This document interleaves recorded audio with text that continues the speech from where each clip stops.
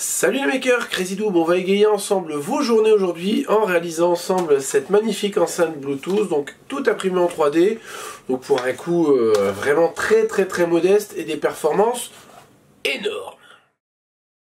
Le projet n'a pas été très coûteux en matériel, donc un petit peu de visserie, donc je suis parti sur un set de vis M3 par 7 mm. Ensuite des petits HP qui sont ici, donc des 2 pouces, 8 ohms, 5 watts tout simplement. Donc voilà, après il y a pléthore de choix, ce qu'il faut c'est surtout respecter le diamètre, le 2 pouces forcément. On va voir ici un petit BMS, donc le BMS en fait ça permet de protéger les batteries, hein. On part sur des batteries Li-ion, donc les batteries recyclées en fait d'un ordinateur portable, donc des 18650. Elles peuvent être chargées et utilisées à condition de ne pas être trop déchargées et d'être chargées avec un équilibrage en fait, hein. Donc voilà en fait cette petite... ce petit circuit en fait va permettre de protéger les piles et permettre une recharge, donc ça c'est plutôt bien foutu. On va voir ici des petites membranes, donc les bass boost, donc les dimensions sont juste ici. Voilà, en gros ça permet passivement d'augmenter un petit peu les basses qui sont produites par les HP tout simplement. Des jacks d'alimentation qui sont ici. Des petits switches, donc les switches sur lesquels on va venir couper les petites oreilles ici, hein, tout simplement, pour venir l'insérer dans l'emplacement prévu à cet effet sur la pièce imprimée. Et puis enfin ici la petite carte Bluetooth donc qui intègre un amplificateur, hein, en gros elle reçoit le son et elle l'envoie directement dans des HP donc via le Bluetooth. Donc on a d'ailleurs le petit module Bluetooth qui est ici.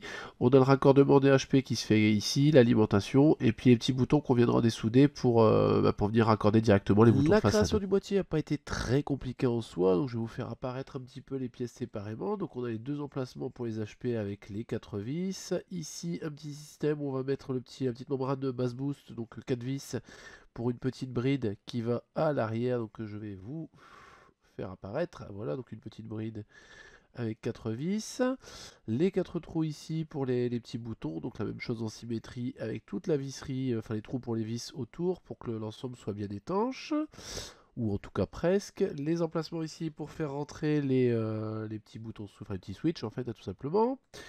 Là-dessus est venu se greffer à moitié, donc j'aurais pu séparer ici entre le bass boost et l'enceinte par une cloison. J'ai fait des tests sans... disons que j'avais fait un prototype en me disant peut-être que je réimprimerai avec une séparation. Et en fait le résultat est tellement bon que j'ai abandonné l'ajout de cette membrane qui servira à rien selon moi.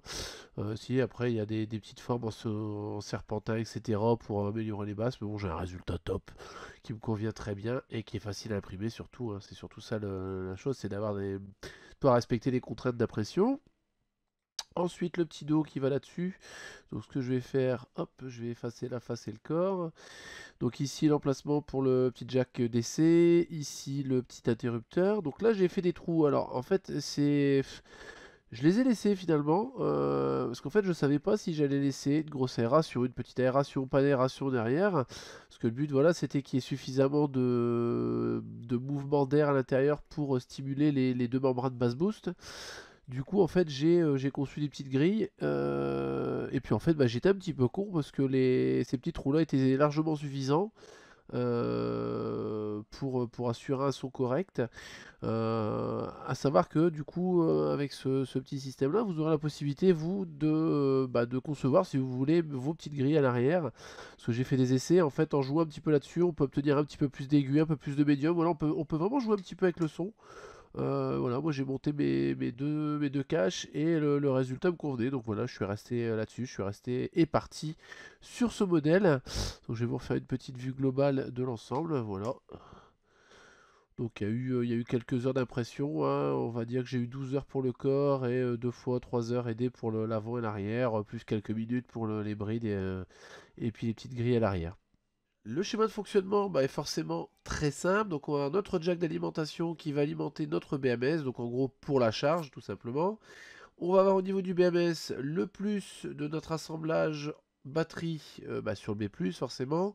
Le moins sur le moins, donc on voit bien ici le câble qui relie nos deux batteries en série. On va juste avoir ici le pôle de balance, en fait, à la balance des deux batteries, tout simplement. Donc un fil qui vient se greffer ici entre deux. On vient récupérer l'alimentation qu'on envoie ici sur l'arrière, sur le petit jack. Donc moi je l'ai soudé par en dessous, mais voilà, j'avais pas de visuel. Donc en gros sur cette partie-ci, le fil noir qui va aller sur la patte centrale, donc sur cette patte-là en fait. Hein. De toute façon c'est le même système qu'ici, hein, c'est le même type de connecteur. Ensuite nos HP qui sont raccordés, voilà, hein, le plus simplement du monde. Nos petits boutons, donc je sais pas si on va bien le voir, je vais essayer de zoomer pour bien vous montrer. Et toutes les pattes du bas étant raccordées ensemble, vérifiez bien que c'est bien le cas sur le vôtre, hein, qu'il faut que ce serait une architecture un peu différente. Mais voilà, tous les fils ici sont raccordés ensemble. Donc en gros, j'ai juste repris une ligne que j'ai ramenée ici sur les boutons poussoirs, et puis la sortie en fait vers les différents boutons. Pareil, vérifiez bien que le switch de vos boutons se fasse bien sur les mêmes pins que ceux-ci. C'est pas toujours le cas, ça peut changer, bon c'est assez rare, mais ça peut changer. J'ai commencé à dessouder les boutons, donc on voit qu'il y a déjà 3 d'enlevés. Voilà un peu à quoi ça ressemble. Ensuite, on peut repérer ici les 2 pattes où on va venir souder, hein, je vous ai déjà montré. J'utilise du flux avant de passer un petit coup de tresse à dessouder pour bien nettoyer les pistes. Donc la tresse, on va couper un morceau. Voilà.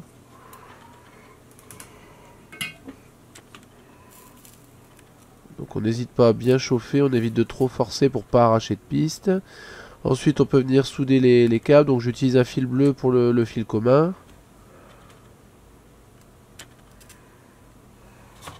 Voilà, ensuite on peut souder les autres câbles qui vont aller sur les différents boutons.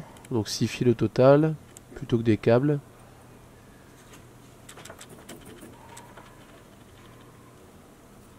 Voilà, mes câbles sont soudés. Et ensuite il n'y a plus qu'à les souder sur les boutons en façade, passer un petit coup de colle chaude pour bloquer l'ensemble et puis on en aura terminé.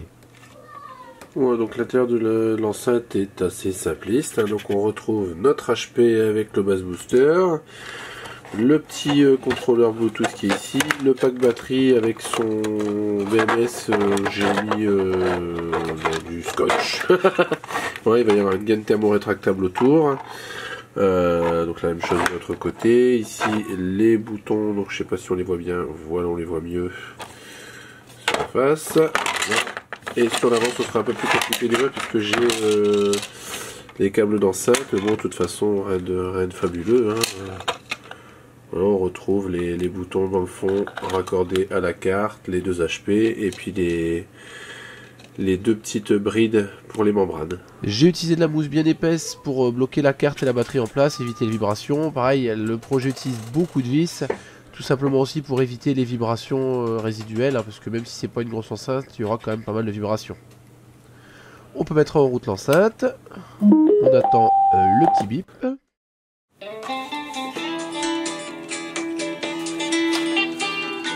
Voilà qui conclut cette vidéo de présentation de notre enceinte Bluetooth. Si vous avez des questions, des commentaires, n'hésitez pas à les laisser juste en dessous de la vidéo.